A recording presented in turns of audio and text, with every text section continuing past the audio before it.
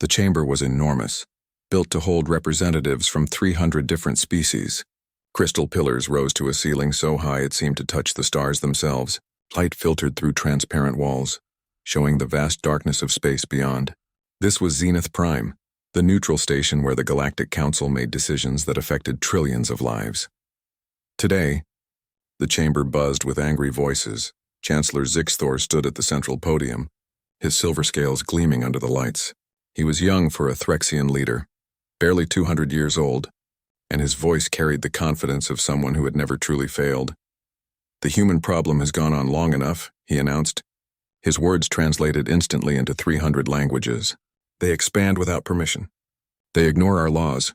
They refuse to accept their place in the natural order of the galaxy." Murmurs of agreement rippled through the chamber. Representative after representative stood to voice their complaints. The humans bred too quickly. They asked too many questions. They wanted seats on committees they had no right to join. They had been part of the galactic community for only 150 years, yet they acted as if they deserved equal standing with civilizations that had existed for millennia. In the back of the chamber, Elder Vothrek listened with growing concern. He was old even by Krell standards. His thick hide bore scars from dozens of conflicts, and his eyes had seen empires rise and fall. Unlike most of the council members, he had been present when humans first arrived in their crude metal ships, their eyes bright with wonder and their hands extended in friendship. He had also been present during the contact wars that followed, when a minor trade dispute had escalated into violence. He remembered what happened to those who thought humans could be easily intimidated. "Elder Vothrek," Chancellor Zixthor said, his tone barely polite, "you have requested to speak. The council will hear you, though I cannot imagine what wisdom from the old wars could possibly apply to our current situation." Vothrek rose slowly, his massive frame still imposing despite his age. He walked to the speaking platform, each step deliberate and heavy. "I was there," he began, his voice rough but clear. "When the humans first came to our galaxy, I was there when we made our first mistake, assuming their small numbers and simple technology meant they were weak. I was there when we learned the truth. The contact wars ended 70 years ago," Zixthor interrupted. "Humanity accepted the peace terms. They learned their place, did they?" Vothrek turned to face the younger representative. "Or did they simply decide that fighting was not yet necessary? There is a difference between submission and patience." Laughter echoed through the chamber. The idea seemed absurd. Humanity controlled barely 300 systems. The Galactic Council represented over 50,000. Human ships were functional but unremarkable. Their technology worked but showed no revolutionary innovations. They had integrated into galactic society, accepted galactic currency, followed galactic trade routes. They seemed in every way ordinary. "We propose sanctions," Zixthor continued, dismissing the old Krell with a wave. "Complete economic isolation. Human ships will be turned away from all council space. No trade, no communication, no movement beyond their current borders. They will learn that the galaxy can function perfectly well without them." "And if they don't?" Vothrek asked quietly. "Then we enforce the blockade with military force. They are outnumbered 10,000 to 1. What can they possibly do?" Vothrek looked around the chamber at the hundreds of representatives, young and confident and utterly certain of their superiority. He saw species who had never truly fought a war, who had never faced an enemy that thought differently than they did. He saw civilizations that had grown soft with success, comfortable in their ancient hierarchies. "You see their ships and think them simple," he said. "You see their quiet cooperation and think them weak. You see their patience and think them defeated. You are making the same mistake we made 150 years ago." "What mistake is that?" asked Representative Krillnax, a floating Celestian whose species had never known war. "You mistake their patience for weakness. Humans do not forget slights against them. They do not forgive unprovoked attacks. They simply choose when to collect the debt owed to them. And you're about to create a debt so large that I fear what the collection will look like." "Ridiculous," Zixthor snapped. "This council has faced down rebellions, civil wars, and attempted coups. We have maintained order in this galaxy for 10,000 years. One minor species cannot threaten us." "Then you have learned nothing," Vothrek said sadly. "You see their numbers and think them few. You see their technology and think them primitive. You see their integration into our society and think them dependent. But have you asked yourselves why they integrated so completely? Why they learned our languages, our customs, our systems. Why they studied us so carefully. Silence fell over the chamber, but only for a moment. To survive in our civilization, obviously, Zixthor answered. They had no choice. Or perhaps, Vothrek said slowly, to understand us. To learn our weaknesses. To prepare. Prepare for what? They cannot win a war against us. Maybe they don't want to win a war. Maybe they want something else entirely. Something you won't understand until it's too late. But the council had already made up its mind. The vote was called. 300 species voted. 273 supported the sanctions. 20 voted against. 7 abstained. Humanity would be isolated, blockaded, and cut off from the galaxy that they had peacefully joined 150 years ago. Human Ambassador Chen had sat quietly through the entire proceeding. She was a small woman, gray-haired and calm, with the kind of face that revealed nothing. When Zixthor formally delivered the council's decree, she stood slowly and walked to the podium. The chamber fell silent, waiting for outrage, for threats, for some kind of dramatic response. "We received your message clearly," Ambassador Chen said, her voice steady. "Economic sanctions. Full blockade. Isolation from galactic society. No appeals, no negotiations, no chance to address your concerns peacefully." "That is correct," Zixthor confirmed. "You have 30 days to recall all human vessels from Council space." Ambassador Chen nodded slowly. She looked around the chamber, making eye contact with dozens of representatives. Some looked triumphant. Some looked uncomfortable. A few looked away entirely. "Then I suppose we have nothing more to discuss," she said quietly. "You've made your choice. We'll make ours." She turned and walked toward the exit, her footsteps the only sound in the vast chamber. As she reached the door, she paused and looked back at Elder Vothrek. For just a moment, something passed between them. Understanding, perhaps, or recognition. Then she was gone. Elder Vothrek remained standing at his seat, staring at the empty doorway. Around him, the other representatives began to celebrate, congratulating each other on finally putting humanity in its place. They talked about the future, about how the galaxy would be better without human interference. But Vothrek heard none of it. He was remembering something from the contact wars, something he had tried to warn them about. During those brief, brutal conflicts, humanity had demonstrated something that terrified him more than their weapons or their tactics. They had demonstrated patience. Strategic patience. The kind of patience that waited years or even decades for the perfect moment to act. The kind of patience that studied every detail of an enemy before making a single move. The kind of patience that could appear as submission while actually being preparation. "What have we done?" he whispered to himself, but no one heard him. The celebration continued, loud and confident and completely unaware that they had just made the worst mistake in the Council's 10,000-year history. In her ship, leaving Zenith Prime behind, Ambassador Chen sat alone in her quarters. She opened a secure channel, one that the Council's best technology couldn't detect because humans had designed the Council's detection systems in the first place. "It's done," she said quietly. "They've chosen isolation. Proceed with Phase 2. On the other end of the transmission, a voice responded with just 2 words. "Understood. Beginning collection."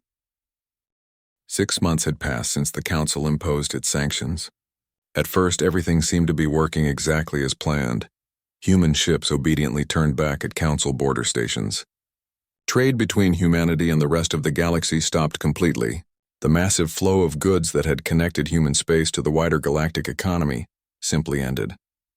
Human diplomats withdrew from Council stations. Human businesses closed their offices on alien worlds. It was as if humanity had simply accepted its fate and retreated into isolation. Chancellor Zixthor gave speeches about the success of the sanctions. He pointed to reports showing human colonies requesting emergency supplies. He showed data suggesting that human expansion had stopped. Everything indicated that the pressure was working, that humanity would soon come begging to rejoin galactic society on the Council's terms.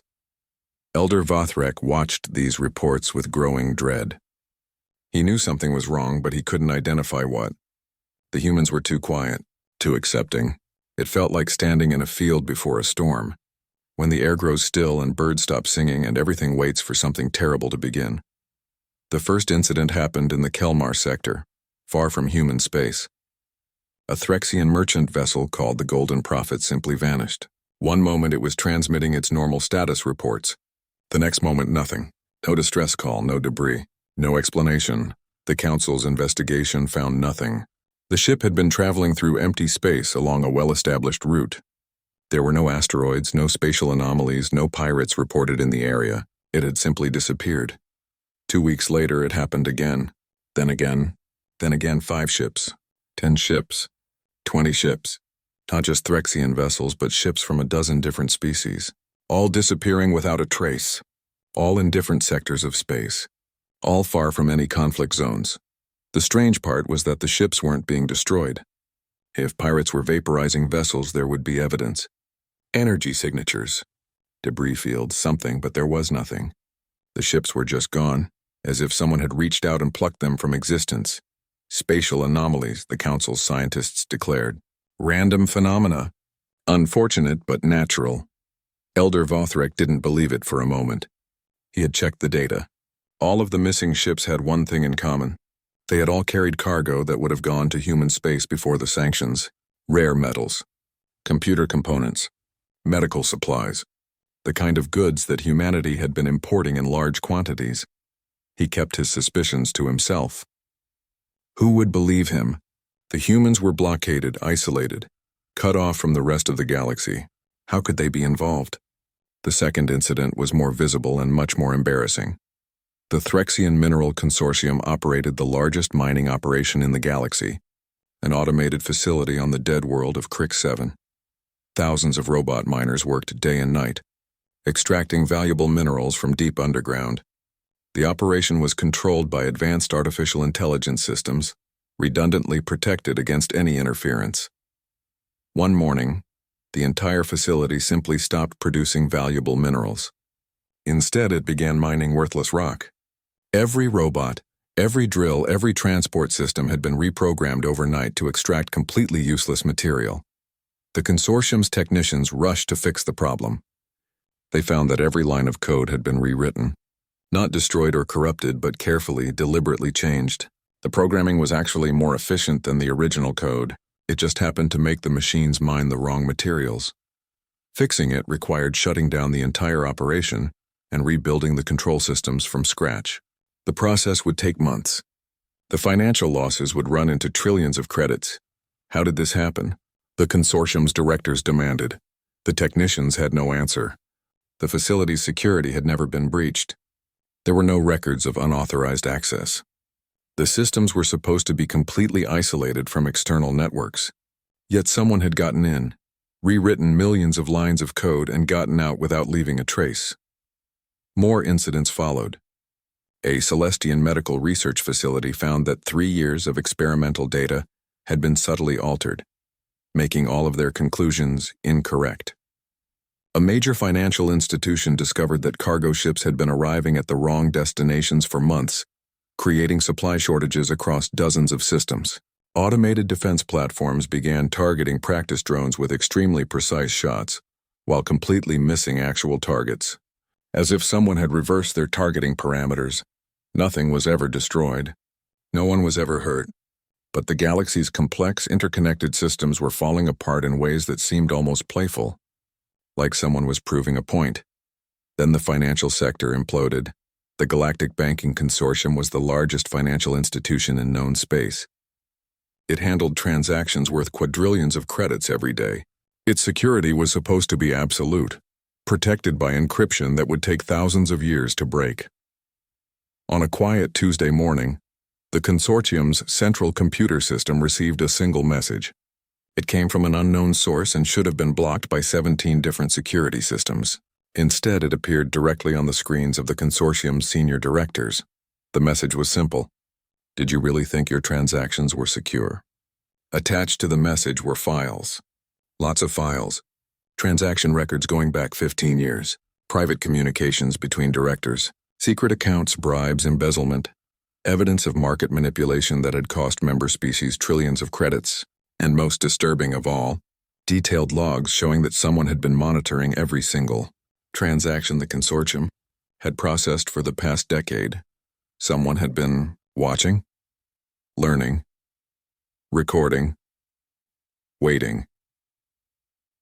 The files were automatically distributed to news organizations across the galaxy. Within hours, the scandal was everywhere. The consortium's stock value crashed. 3 senior directors were arrested. Public trust in the entire galactic financial system evaporated overnight. But the message wasn't finished. At the bottom, after all the damaging information, there was a single line of text. You owed humanity an apology. Now you owe us much more. It was unsigned, but everyone knew who had sent it. The council called an emergency session. Chancellor Zixthor stood before the assembly, his silver scales no longer gleaming. He looked tired and angry and frightened. We are facing a coordinated attack by human cyber warfare specialists, he announced. They have demonstrated capabilities far beyond what our intelligence suggested. Ships are disappearing. Industrial facilities are being sabotaged.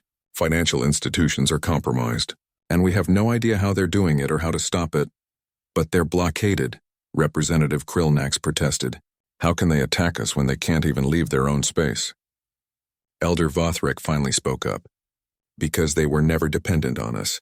We thought our sanctions would cripple them. We thought cutting them off from galactic trade would force them to submit. But what if they didn't need us at all? What if their integration into our society wasn't dependence but preparation? Preparation for what? For this. For showing us exactly how deeply they had woven themselves into our systems. Every ship they built for us, they studied our designs. Every computer system they worked on, they learned our security. Every trade agreement they signed, they understood our economy. We thought they were learning to be like us. They were learning to control us. That's insane, Zixthor said, but his voice lacked conviction. They're just hackers. We'll improve our security. We'll adapt. Will you? Vothrek gestured at the data streaming across the chamber's displays. They've had 150 years to prepare. Every human who worked in our factories, our labs, our government offices was learning, studying, planning. They integrated so completely into our civilization that we didn't see them as a threat. They became invisible, and now they're showing us what that means. Another message arrived at that moment, transmitted directly to the council chambers through security systems that should have been impenetrable. It displayed on every screen, impossible to block or ignore. The message contained no threats, no demands, just information, files upon files of secrets the council had tried to keep hidden, illegal weapons programs, suppressed scientific research, evidence of species manipulation and political assassination, treaty violations, war crimes from centuries ago that had never been prosecuted. Everything the council had hidden, exposed. At the end of the massive data dump, there was another simple message. We came to your galaxy in peace. We learned your ways. We contributed to your society. We asked for equality. You responded with chains. This is what patience looks like.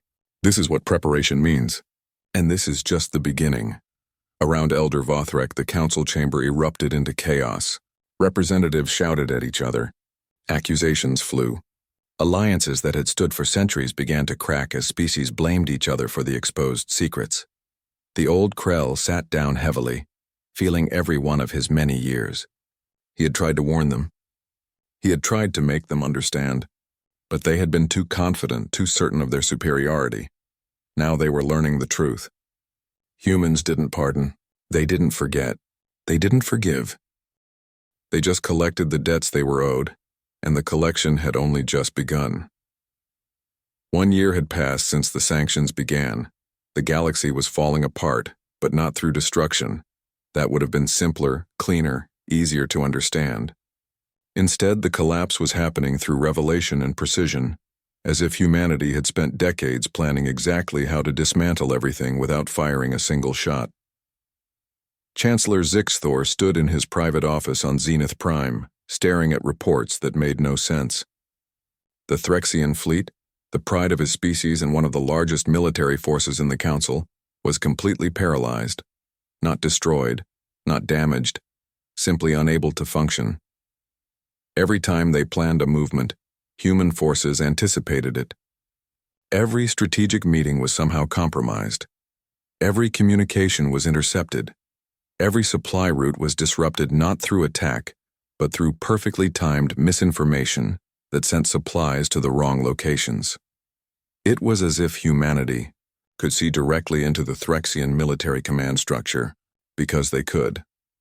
The investigation had revealed the truth 3 days ago. For the past 20 years, every computer system in the Threxian military had contained hidden code. Not a virus, not a backdoor, just small subroutines buried so deep in the operating systems that no one had noticed them. They did nothing harmful. They just watched, recorded, sent tiny packets of data through channels that shouldn't have existed. The code had been there since the systems were built. The Threxian military had purchased them from a contractor that used human-designed components. Standard practice, efficient, cost-effective, and completely compromised. Every fleet movement for 20 years, every strategy session, every classified communication. Humanity had been watching all of it, learning, preparing. How many other species are compromised? Zixthor had asked his security director. The answer had been devastating. We don't know. Potentially all of them. Humans have worked on systems for nearly every council species at some point. If they did this to us, they probably did it to everyone. The galactic economy was in free fall, and that collapse was revealing the most horrifying truth of all. The economy hadn't been working properly for decades. It had been failing slowly, inefficiently, wastefully. The only reason it had functioned at all was because humanity had been quietly fixing it. The revelation came from a Celestian economist who had been studying the crisis. She discovered that for the past 70 years, human businesses had been operating at the critical connection points in the galactic supply chain. They hadn't dominated any markets. They hadn't controlled any major industries. They had simply positioned themselves at the exact places where goods and services flowed between species. When humanity withdrew, those connection points failed, and in failing, they revealed how broken everything had been underneath. The food distribution network that fed billions across the galaxy had been inefficient and corrupt, with massive waste and price manipulation. Human logistics companies had been routing around the problems, ensuring food actually reached the people who needed it. Without them, the system's failures became obvious. Species that had thought they were self-sufficient discovered they had been dependent on human coordination all along. The communication networks that connected thousands of worlds had been degrading for years, held together by increasingly expensive maintenance. Human technicians had been implementing free efficiency upgrades that extended system lifespans. Without them, the networks were failing faster than anyone could repair them. Even the Council's own bureaucracy had been slowly collapsing under its own weight. Human administrators had been streamlining processes, improving data management, ensuring that decisions actually got implemented. Without them, the Council was discovering that its own government barely functioned. Humanity hadn't conquered the galaxy. They had simply made themselves quietly essential. And now they were gone, and everything they had been holding together was falling apart. But the most devastating attacks weren't economic or military. They were social. The data leaks continued. Every day brought new revelations about old crimes, hidden agreements, and betrayals between Council species. Information that humanity had apparently been collecting for decades, just waiting for the right moment to release. The Threxians had secretly funded a rebellion against the Celestian government 30 years ago. The Celestians had been manipulating trade agreements to bankrupt smaller species. The Krell had known about a plague outbreak and deliberately delayed the cure to gain political leverage. On and on, secret after secret, betrayal after betrayal. Species that had been allies for centuries were now at each other's throats. Not because of human aggression, but because humanity had simply shown them who they really were. The Council was fragmenting from within, trust destroyed by truth. And through it all, no human ship had fired a weapon. No human soldier had invaded a single world. No human bomb had destroyed a single building. They were dismantling the galaxy with information and patience. Elder Vothrek met with Chancellor Zixthor in secret, in a room that had been checked 17 times for monitoring devices. The old Krell looked at the young Threxian and saw fear in his eyes for the first time. "You wanted to speak with me," Vothrek said quietly. "You knew," Zixthor said, his voice hollow. "You tried to warn us.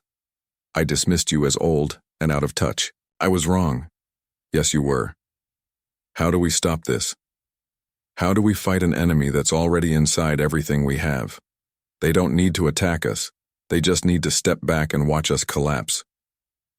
Vothrek was silent for a long moment. You can't fight this kind of enemy, not with weapons, not with sanctions. They spent 150 years preparing for this moment. Every human who smiled and cooperated and integrated into our society was gathering information. Every human business that provided good service was positioning itself strategically. Every human diplomat who accepted our terms was studying our weaknesses. So we just surrender? I don't think surrender is what they want.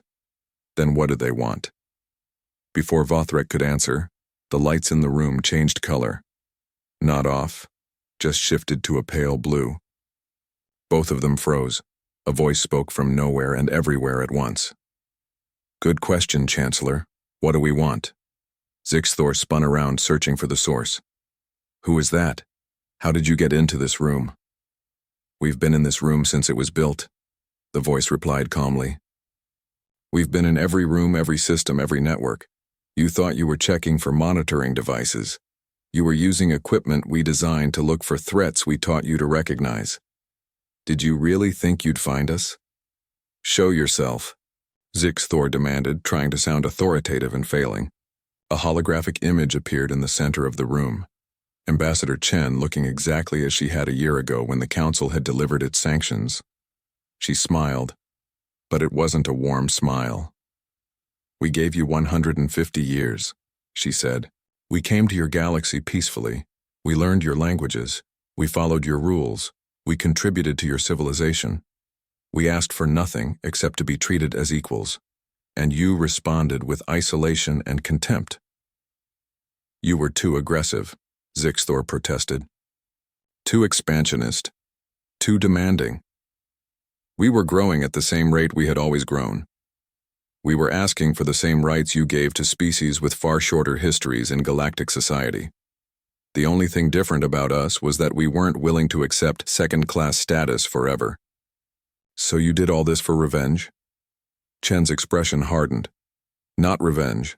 Education. You needed to understand what you had done. You needed to see what you had dismissed. You saw our integration and thought we were becoming dependent on you. You saw our cooperation and thought we were submitting to your authority.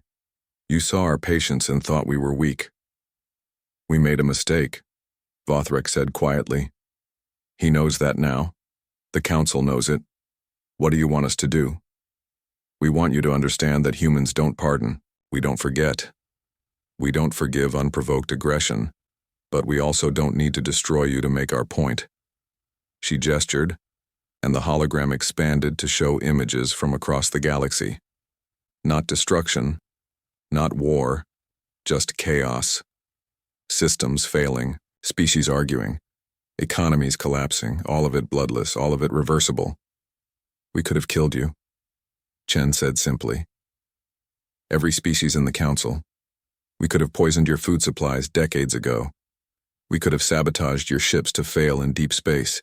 We could have released the biological weapons your own governments developed and hid from your people. We had the access. We had the time. We had the motivation. Why didn't you? Zixthor asked, his voice barely a whisper. Because we're not like you. You see an obstacle and you try to destroy it. You see a threat and you try to eliminate it. You see someone different and you try to subjugate them. We see the hologram changed again, showing different images now. Human ships appearing in systems across the galaxy, but not attacking. Instead, they were offering aid. Food shipments arriving at starving colonies. Repair crews fixing broken infrastructure. Medical teams responding to emergencies. You owe us an apology, Chen said. You owe us reparations. You owe us acknowledgement of what you did, but more than that, you owe your own people the truth about what their governments have been. 18 months after the sanctions began, the Galactic Council was summoned to an emergency meeting. Not on Zenith Prime, not on any council world. On a human colony called Teranova, one of the worlds that had supposedly been suffering under the blockade. They had no choice but to attend. Human ships had appeared at Zenith Prime, not to attack but to escort, politely, firmly, with weapons that the Council's sensors couldn't fully analyze and defensive systems that made their military experts nervous. The message was clear. Come peacefully or be brought by force. Chancellor Zixthor arrived on Teranova expecting to see a struggling colony, desperate and weak. Instead, his shuttle descended toward a thriving city that glowed with light and energy.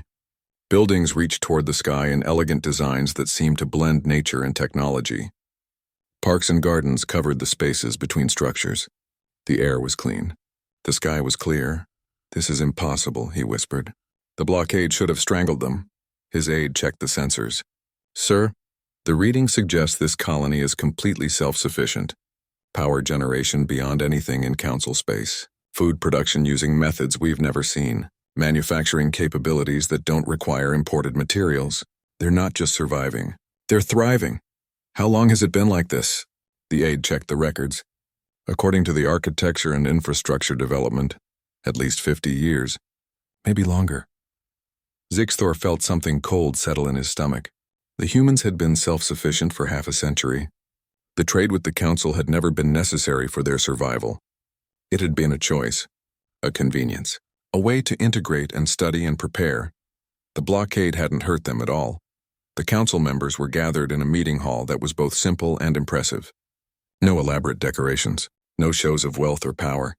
Just clean lines, comfortable seating, and walls that could display information clearly. It was practical, efficient, very human. Ambassador Chen stood at the front of the room flanked by two other humans. One was a young man in a simple uniform, apparently a military officer. The other was an older woman whose eyes held the kind of intelligence that came from seeing too much and understanding all of it. "Welcome to Teranova," Chen said. Her voice was calm, but there was an edge to it. "I'm glad you could all attend. We have several things to discuss." "You had no right to force us here," Representative Krillnax protested. "This is an act of war, is it?" Chen tilted her head slightly. "You declared economic war on us 18 months ago. You blockaded our space. You attempted to isolate us from the galaxy. We've simply responded in kind with one difference. We've been far more effective. You've sabotaged our economies," another representative shouted. "Stolen our ships. Destroyed our security. Released our secrets." "We haven't destroyed anything," the military officer said, his voice firm but not loud. "Every ship we took is intact. Every system we accessed is undamaged. Every secret we revealed was true. We haven't killed a single being. We've just stopped pretending we weren't capable of defending ourselves." "You've caused chaos across the galaxy," Zixthor said, trying to regain some authority. "Species are fighting each other. Economies have collapsed. Governments are falling. Thousands have died in the resulting conflicts." "Yes," Chen agreed quietly, "and that's entirely your fault, not ours. We simply revealed what you were already doing. The corruption was yours. The lies were yours. The betrayals were yours. We just held up a mirror." Elder Vothric spoke for the first time. "What do you want from us?" Chen's expression softened slightly when she looked at the old Krell. "You know what we want. You've always known. The same thing we wanted 150 years ago. The same thing we wanted when we first joined Galactic Society. Respect, equality, acknowledgement that we have the right to exist on our own terms. We gave you that." Zixthor protested. "No, you gave us tolerance. You gave us a place at the children's table while the adults made the real decisions. You gave us permission to exist as long as we knew our place. That's not equality. That's not respect. That's barely civilized." The older woman stepped forward. "My name is Dr. Sarah Kim. I've been studying Galactic Society for 80 years. Do you know what I've learned? Your civilization is dying, not from external threats, from internal decay. You've been coasting on technologies developed thousands of years ago. You've been recycling the same ideas, the same systems, the same hierarchies.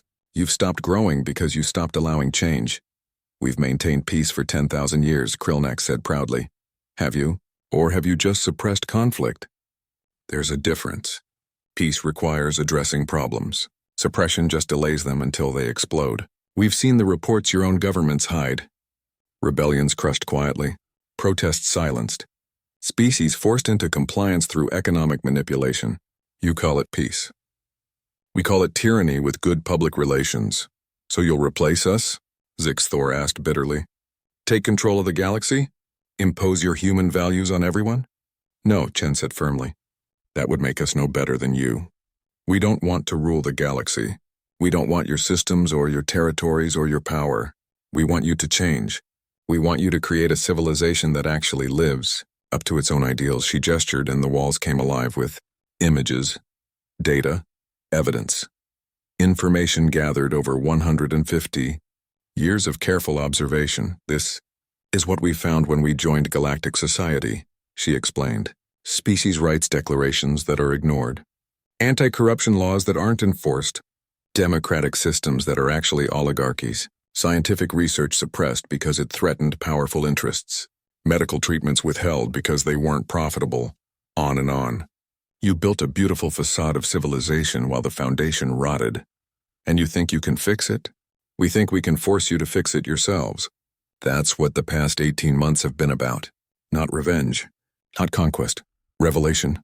The military officer activated another display. It showed the current state of the galaxy in real time. Human ships were positioned throughout Council space, not attacking but present. Watching. Recording. Every human ship you see is transmitting data, he explained. Public data. Open to anyone who wants to access it. We're not hiding anymore. We're not pretending. We're showing everyone in the galaxy exactly what their governments have been doing. Every corrupt deal. Every suppressed truth. Every crime covered up for the sake of stability. You'll cause more chaos, Zixthor said desperately. More deaths. More conflict, probably. Dr. Kim agreed. Change is painful. Truth is uncomfortable. But you know what's more painful? Slow death through stagnation. You know what's more uncomfortable? Living in a lie. The galaxy has been dying for centuries. You just didn't notice because the decline was slow enough to ignore. Elder Vothrek stood slowly. The room fell silent as the old Krell walked to stand beside Ambassador Chen. He looked at his fellow council members with something like sadness.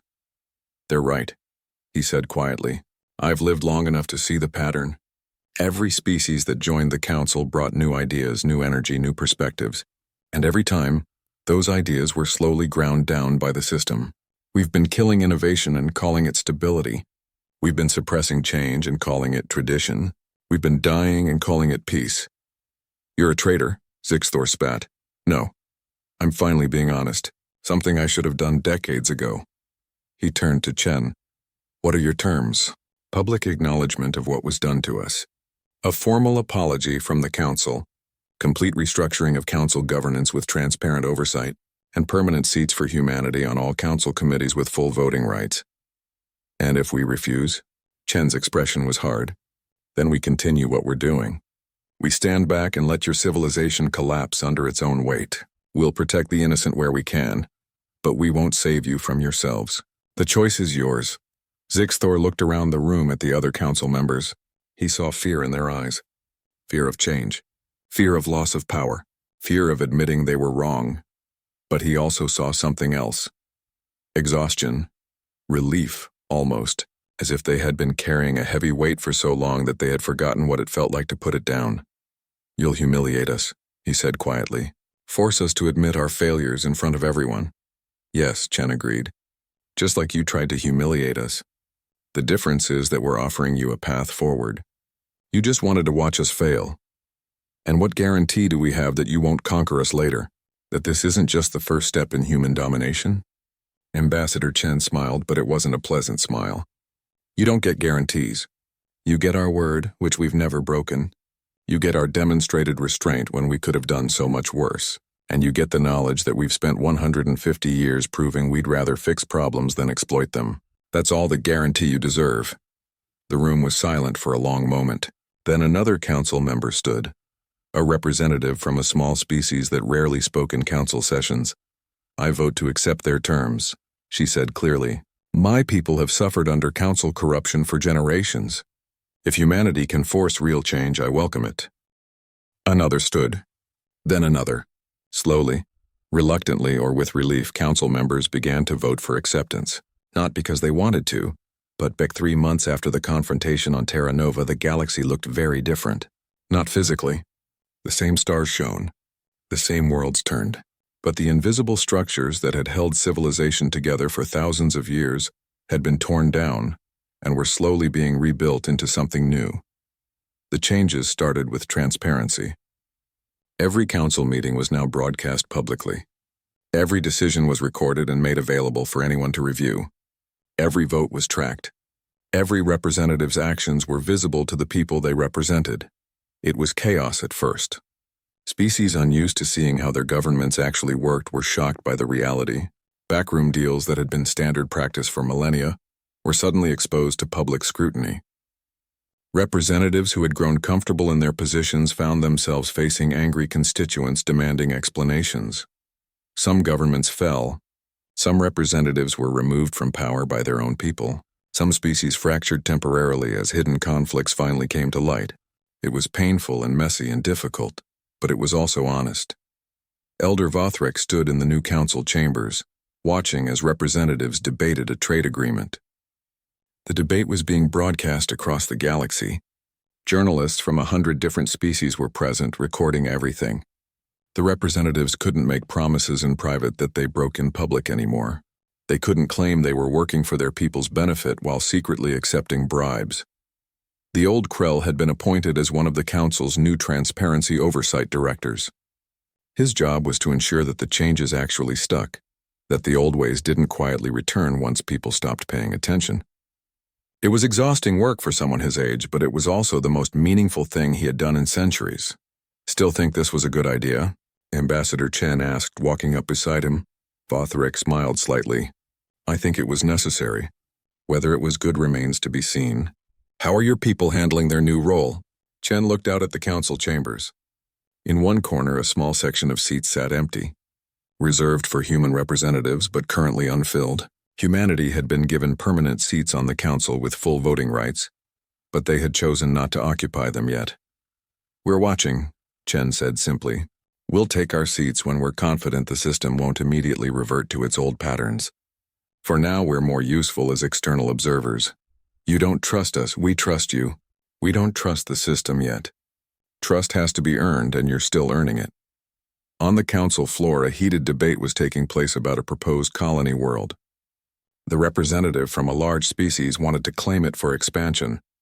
A representative from a smaller species pointed out that the world was already inhabited by a pre-spaceflight civilization and should be protected under first contact protocols.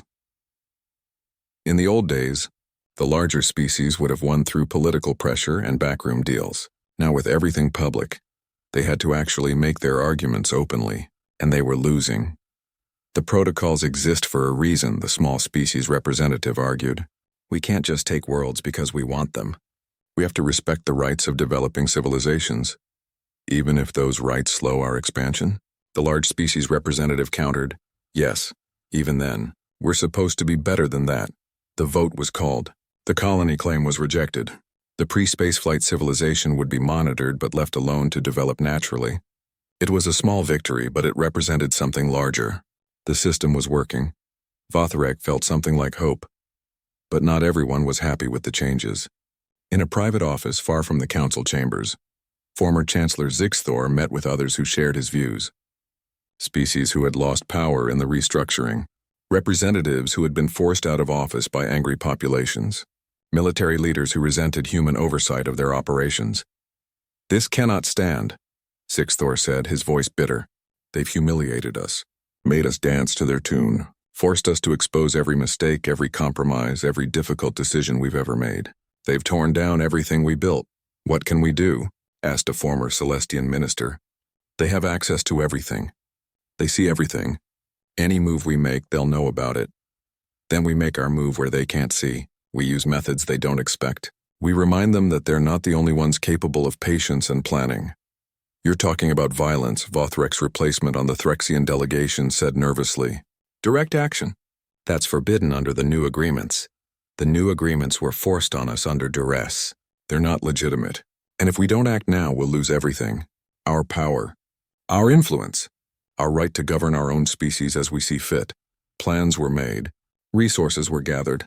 Old alliances were reactivated. Not everyone who had lost power was willing to accept the new order. Some were willing to fight, even if fighting meant betraying everything the council claimed to stand for. But they had forgotten something important. They had forgotten that humans were always watching.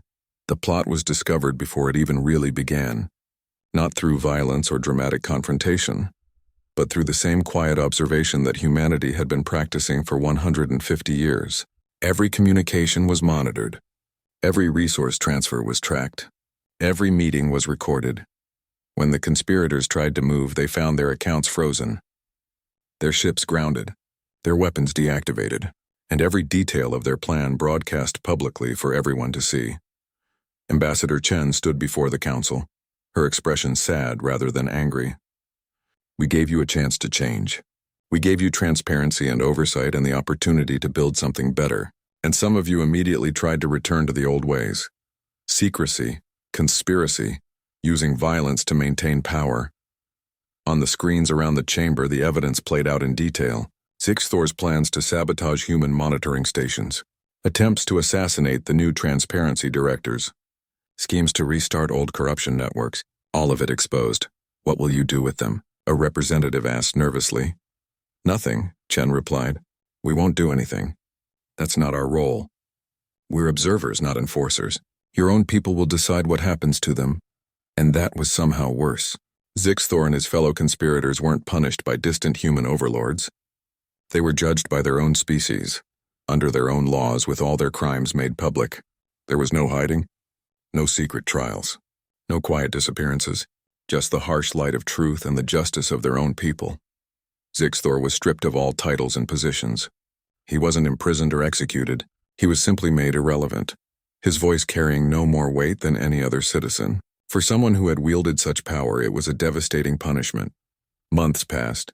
The galaxy continued to change. Slowly, reluctantly, but genuinely. Trade agreements became more equitable. Species rights protections were actually enforced. Scientific research was shared more freely. Medical treatments reached populations that had been denied them for profit.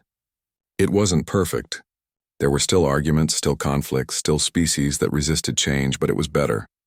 Measurably, demonstrably better. Ambassador Chen stood in the council chambers one final time before returning to human space. Elder Vothrek had asked to meet with her privately. We voted to formally request that humanity take its council seats, he said, not as a token gesture, as genuine partners. The vote was nearly unanimous. Nearly? There are still holdouts. Species that resent the changes, but they're a minority now. Most of the galaxy has accepted that the old ways were failing. That change was necessary. That humanity, despite everything, has been trying to help rather than conquer. Chen was quiet for a moment. We'll accept. But with conditions. We'll take the seats, but we won't dominate. We'll vote, but we won't force. We'll observe, but we won't control. And if you start sliding back into old patterns, we'll call it out. Every time. Without mercy. I would expect nothing less. Vothrek looked at her curiously. Why did you do this, really? You could have conquered us. You could have destroyed us. You could have just left us to collapse and colonized what remained. Why go to all this effort to fix us? Chen smiled, and for the first time it was a warm smile, a genuine one, because that's what we do. We're problem solvers.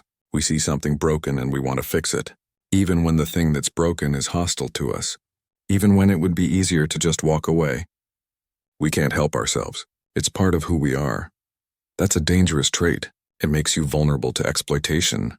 Maybe, but it also makes us who we are, and we're willing to take that risk. She turned to leave, then paused. There's a human saying, fool me once, shame on you. Fool me twice, shame on me. The galaxy fooled us when we first arrived, making us think we could integrate peacefully without pushback. Then you tried to fool us again with the sanctions, thinking we were dependent and weak. There won't be a third time. We'll work with you. We'll help you. We'll try to build something better together. But we won't forget what happened. Ever. Humans don't pardon. No. We don't. But we're willing to work with people who are willing to learn